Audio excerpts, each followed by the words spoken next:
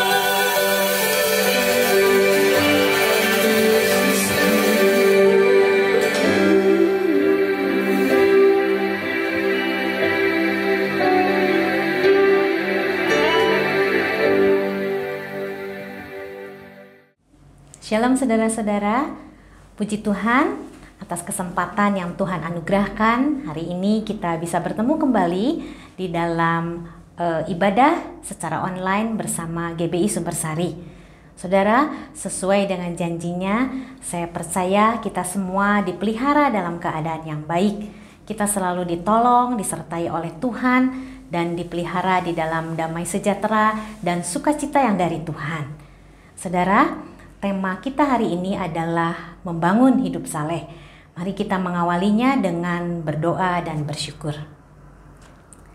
Bapa yang baik, kami bersyukur Tuhan untuk kasih Tuhan yang selalu ada sepanjang hidup kami. Kami bersyukur juga untuk janji Tuhan yang selalu digenapi bagi kami. Kami bersyukur Tuhan untuk ibadah hari ini, untuk waktu ini kami boleh menikmati firman Tuhan. Urapi kami Tuhan supaya kami diberikan hikmat dan dituntun dalam kebenaran-Mu.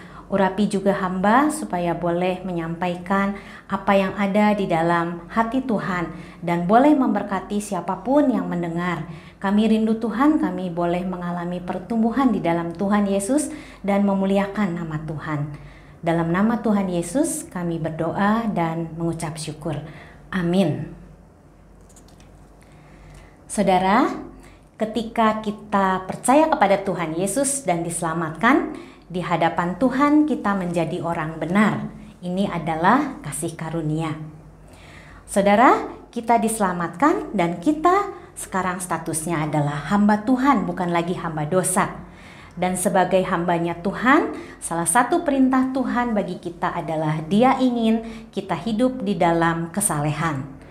Karena walaupun kita sudah diselamatkan dan dibenarkan di dalam Tuhan Yesus, kita masih hidup di dalam dunia dan kita masih ada tubuh daging. Kita masih terus berjuang untuk hidup dipimpin oleh Roh. Saudara, mari kita sama-sama membaca dari firman Tuhan 2 Petrus 3 ayat 10-11 dan ayat 14. Tetapi hari Tuhan akan tiba seperti pencuri. Pada hari itu langit akan lenyap dengan gemuruh yang dahsyat dan unsur-unsur dunia akan hangus dalam nyala api. Dan bumi dan segala yang ada di atasnya akan hilang lenyap. Jadi jika segala sesuatu ini akan hancur secara demikian, betapa suci dan salehnya kamu harus hidup. Sebab itu, saudara-saudaraku yang kekasih, sambil menantikan semuanya ini, kamu harus berusaha supaya kamu kedapatan tidak bercacat dan tidak bernoda di hadapannya dalam perdamaian dengan Dia. Saudara, jelas ya, Tuhan memberi perintah supaya kita sungguh-sungguh berusaha untuk hidup saleh, hidup suci dan tidak tercacat. Dan ini adalah perintah bagi kita orang yang sudah percaya. Dan memang sepatutnya kita taat dan saleh, bukan supaya kita diselamatkan karena kita sudah dibenarkan di dalam Tuhan Yesus, tetapi sebagai respon atas anugerah keselamatan yang Tuhan sudah berikan dengan cuma-cuma. Dia sudah mengorbankan segala-galanya bagi kita, dan bagian kita adalah dengan rendah hati menaati perintahnya. Saudara, kata saleh berarti taat dan sungguh-sungguh menjalankan ibadah. Tetapi hari ini kita mau belajar melihat saleh bukan hanya taat menjalankan ibadah agamawi, karena kekristenan bukanlah keagamaan, tetapi pengalaman yang hidup bersama dengan Tuhan. Di dalam perjanjian lama, kata saleh di dalam kitab Ayub berasal dari bahasa Ibrani tam, yang berarti perfect, sempurna dan komplit. Saudara pasti tahu kisah Ayub ya. Dari kisah Ayub kita bisa melihat bahwa bagi Tuhan yang menarik bukanlah kekayaan Ayub dan segala miliknya. Tetapi Ayub istimewa di mata Tuhan karena dia saleh, jujur, takut akan Tuhan dan menjauhi kejahatan. Di dalam Ayub 2 ayat yang ketiga, Tuhan memuji Ayub di hadapan iblis. Tuhan katakan, sebab tiada seorang pun di bumi seperti dia, yang demikian saleh dan jujur, yang takut akan Allah dan menjauhi kejahatan. Ia tetap tekun dalam kesalehannya, meskipun engkau telah membujuk aku melawan dia untuk mencelakakannya tanpa alasan. Terjemahan lain katakan, he still has a firm grip on his integrity. Artinya Ayub tetap bertegang teguh pada integritasnya, sekalipun saat itu Ayub hartanya habis dan semua anaknya mati. Sedangkan di dalam perjanjian baru, 2 Petrus pasal 3 yang kita baca tadi, kata saleh berasal dari bahasa Yunani, eusebeia, artinya holiness, kekudusan. Dan Ibrani 5 ayat 7 dikatakan, dalam hidupnya sebagai manusia, Tuhan Yesus telah mempersembahkan doa dan permohonan dengan ratap tangis dan keluhan kepada Dia yang sanggup menyelamatkannya dari maut. Dan karena kesalehannya, Ia telah didengarkan. Kesalehan Tuhan Yesus di sini menggunakan kata eulabias, artinya hormat, takut akan Allah. Jadi saudara, kesalehan mempunyai arti yang lebih luas. Saleh menyangkut cara hidup yang benar, yang berintegritas. Hidup saleh berarti hidup yang tidak bercela secara utuh, mulai dari hati, pikiran, perkataan, dan tindakan kita. Hidup yang kudus sesuai firman Tuhan, tapi berasal dari hati yang hormat dan takut akan Tuhan. Saudara, apakah kita sanggup melakukannya? Mari kita lihat apa yang Tuhan Yesus ajarkan. Waktu Tuhan Yesus mengajar orang banyak di atas bukit di dalam Matius 5 sampai 7 dikenal sebagai khotbah di bukit. Sebetulnya Tuhan Yesus mengajarkan kehidupan kerajaan Allah, bukan kerajaan dunia. Saat itu Tuhan Yesus mengajar dengan penuh kuasa dan orang banyak takjub akan pengajarannya. Bahkan dikatakan pengajarannya tidak seperti ahli-ahli Taurat, karena pengajaran Tuhan Yesus banyak yang bersifat paradoks, tampaknya berlawanan dengan apa yang biasa mereka dengar dari ahli Taurat. berlawanan dengan apa yang mereka biasa saksikan dari orang-orang Farisi. Dalam Matius 6 misalnya, Tuhan Yesus mengajarkan antara lain dalam hal memberi, berdoa, dan berpuasa. Di masa itu orang Farisi suka menjalankan ibadahnya di hadapan orang-orang untuk menunjukkan kesalehannya dan ketaatan mereka terhadap hukum Taurat. Mereka memberi persembahan di hadapan orang-orang, berdoa di rumah ibadat dengan berdiri atau di tikungan jalan.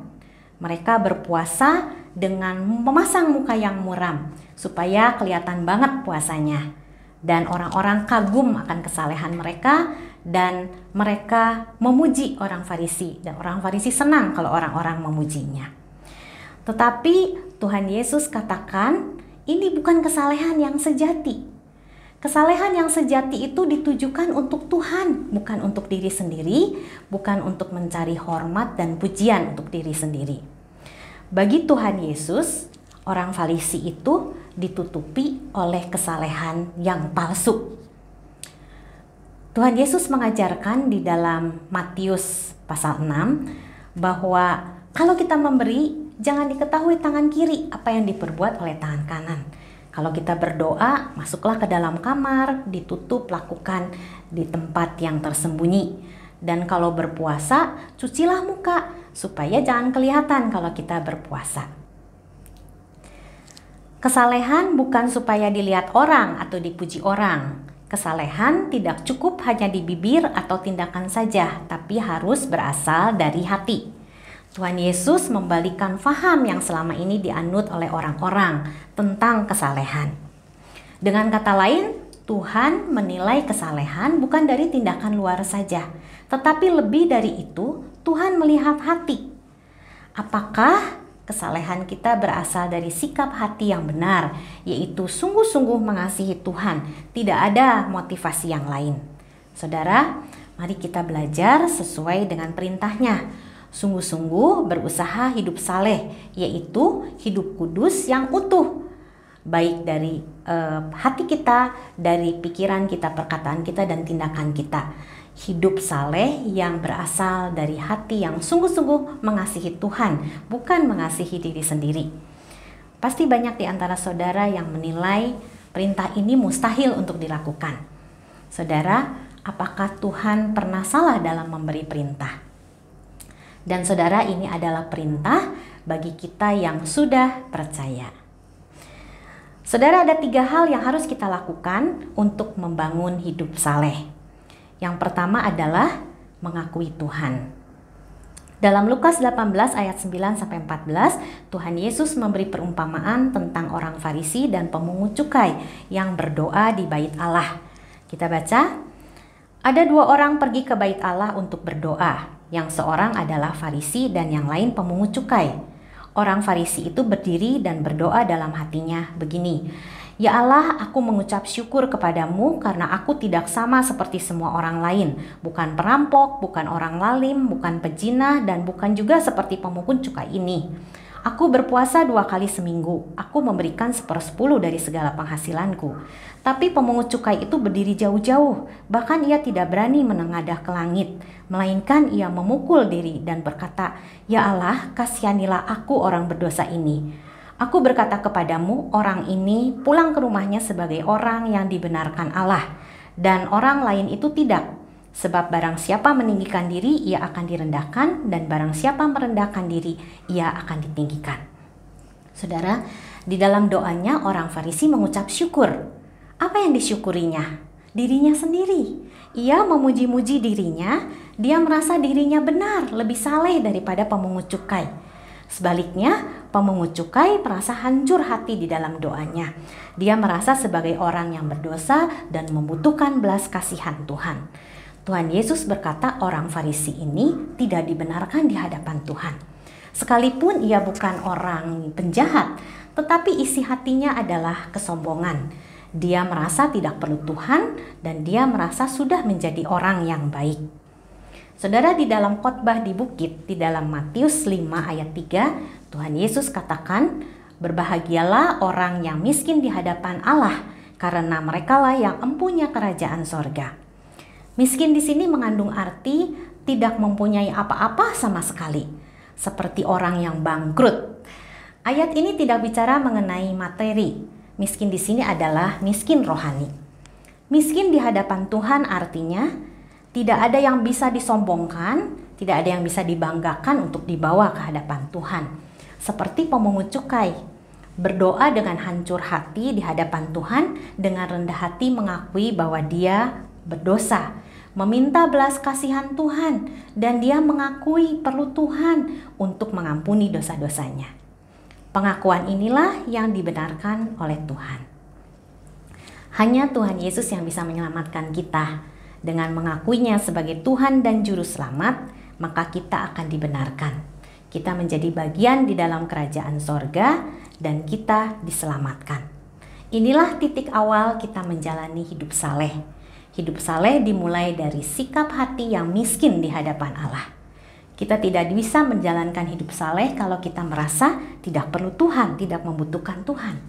Tetapi Tuhan berkenan kepada orang yang menyadari ketidakberdayaannya, yang membutuhkan Tuhan Yesus, mengakuinya dan menjadi orang percaya. Nah, saudara, kepada kita orang percayalah Tuhan memberikan segala sesuatu yang diperlukan supaya kita bisa hidup saleh. Mari kita baca 2 Petrus 1 ayat 3 dan 4. Karena kuasa ilahi yang telah menganugerahkan kepada kita segala sesuatu yang berguna untuk hidup saleh, ya oleh pengenalan kita akan Dia yang telah memanggil kita oleh kuasanya yang mulia dan ajaib. Dengan jalan itu Ia telah menganugerahkan kepada kita janji-janji yang berharga dan yang sangat besar, supaya olehnya kamu boleh mengambil bagian dalam kodrat ilahi dan luput dari hawa nafsu duniawi yang membinasakan dunia. Puji Tuhan, Dia sendiri yang menyediakan bagi orang percaya segala yang kita perlukan agar kita bisa menaati perintah untuk membangun hidup saleh. Saudara, Tuhan memberikan kita Roh Kudus dan janji-janji Tuhan.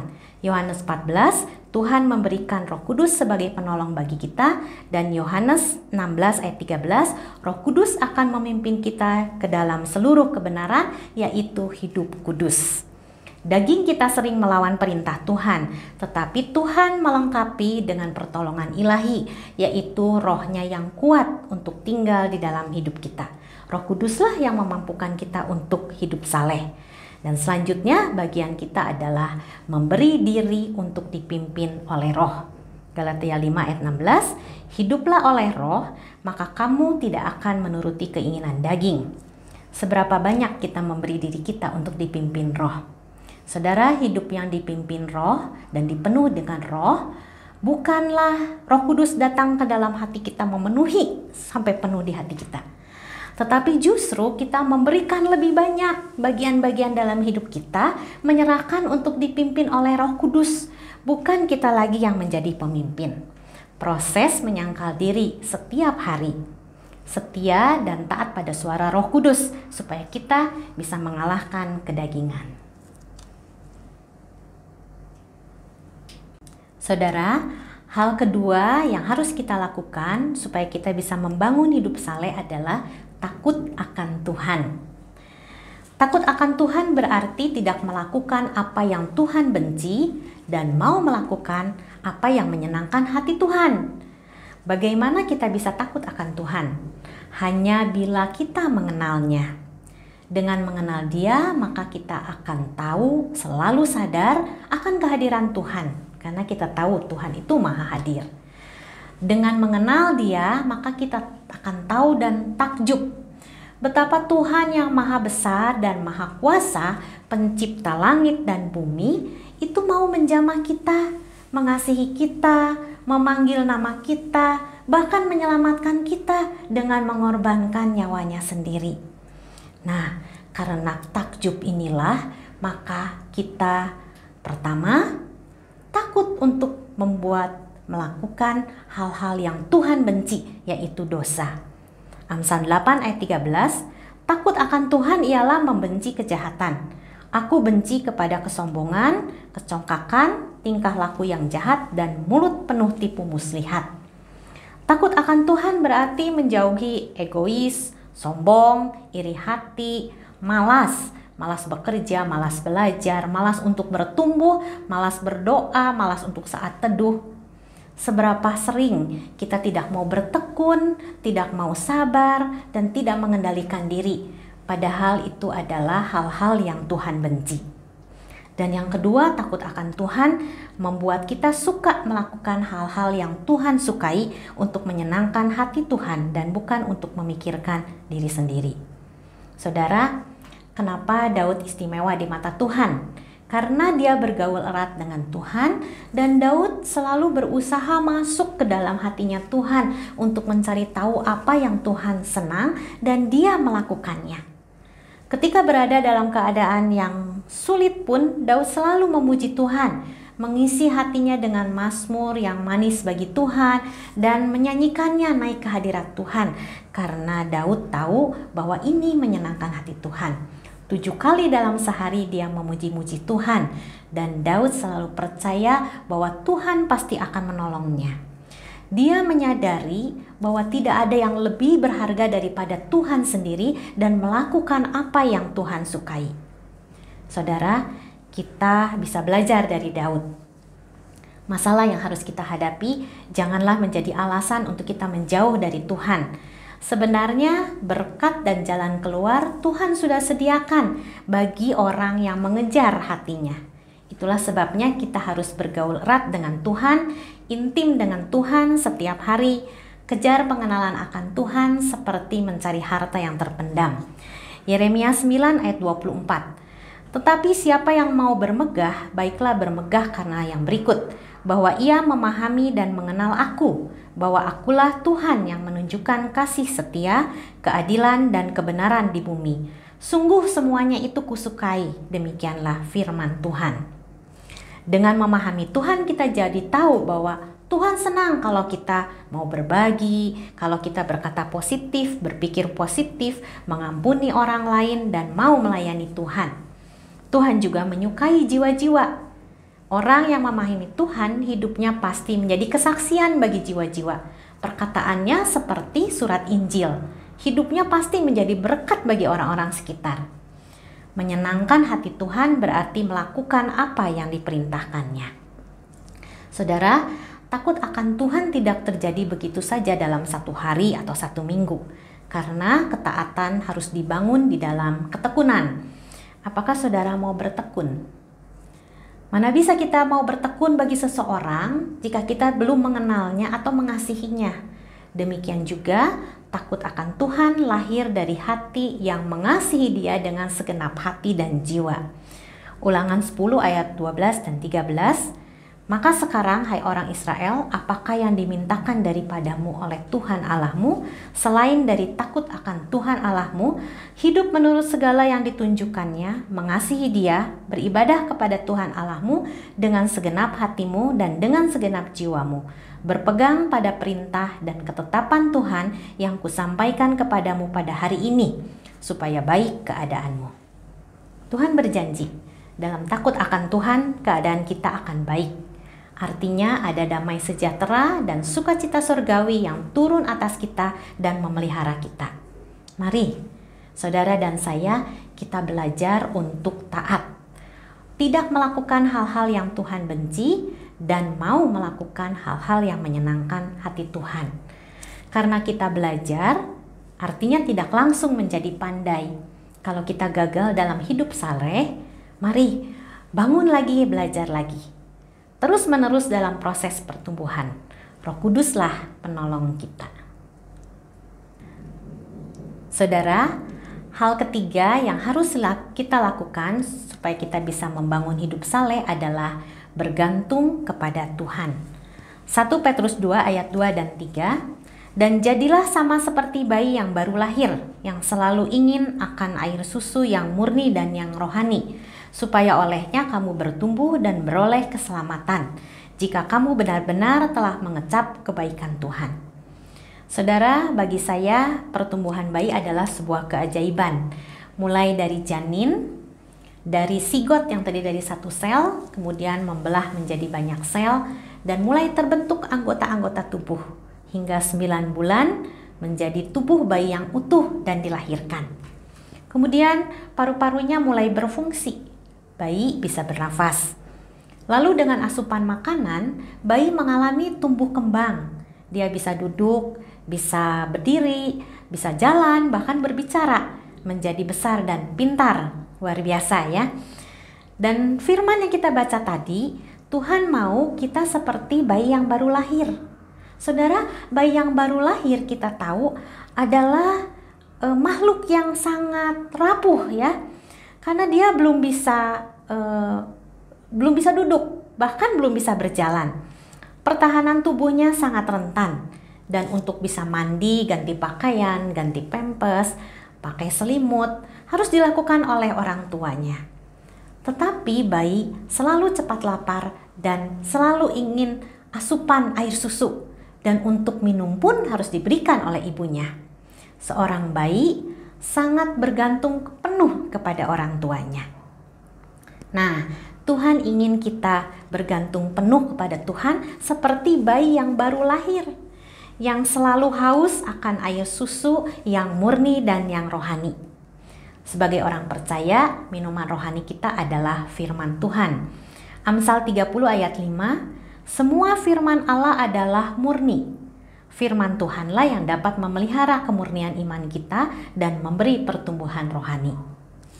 Tanpa diperintah, bayi akan selalu merasa cepat lapar dan merindukan air susu, sehingga cepat tumbuh.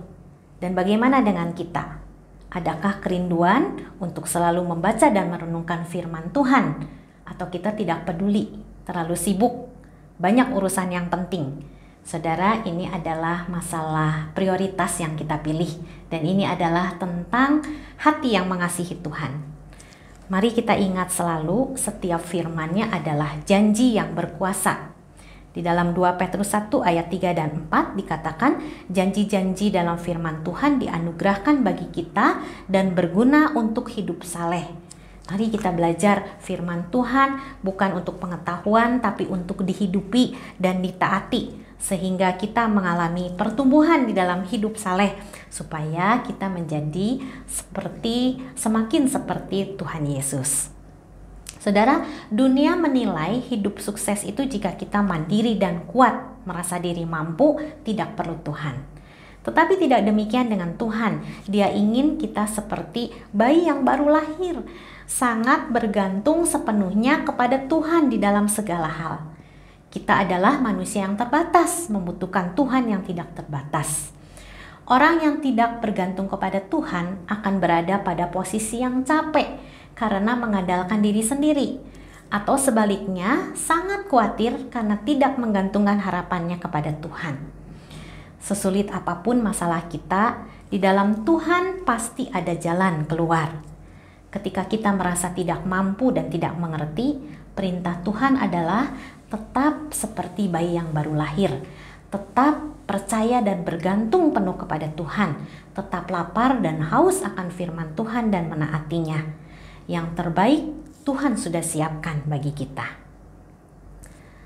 Demikian saudara, 3 hal yang harus kita lakukan untuk bisa membangun hidup yang saleh: mengakui Tuhan, takut akan Tuhan, dan bergantung sepenuhnya kepada Tuhan. Biarlah kita menjalankan segala hal dalam hidup kita di dalam kesalehan, bukan sebagai tindakan yang di luar tampak bagus supaya dihargai orang, tetapi kita melakukannya dari hati yang mengasihi Tuhan. Biarlah Roh Kudus dan janji Tuhan yang dianugerahkan bisa menjadi penolong dan berguna supaya kita dimampukan. Tuhan Yesus memberkati.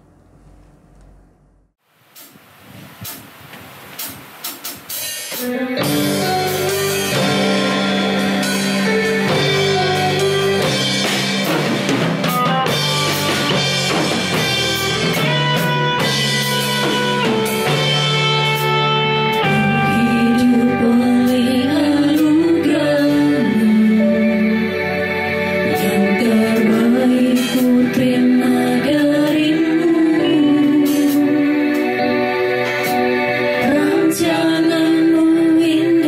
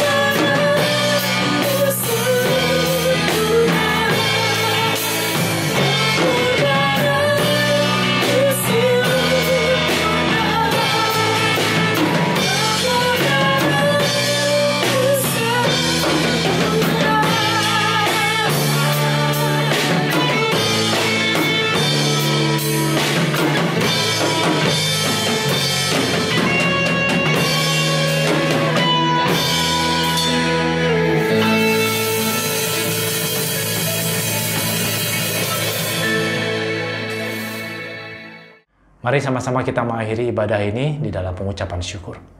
Bapa, kami berdoa, kami mengucap syukur untuk firman Tuhan pada hari ini. Ajar kami untuk senantiasa hidup saleh.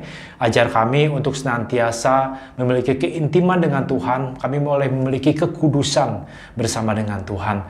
Kami berdoa biar kiranya kuasa Tuhan terus ada dalam kehidupan kami. Menolong kami, memampukan kami untuk kami boleh memiliki hidup yang kudus bersama dengan Tuhan.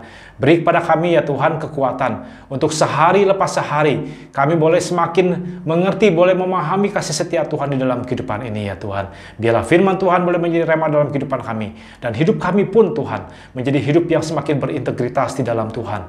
Yaitu kami boleh menjadi orang-orang yang memiliki kesalehan di dalam kehidupan ini. Bapak, terima kasih. Kami percaya kami dimampukan oleh Tuhan. Kami percaya kuasa Tuhan nyata atas hidup kami.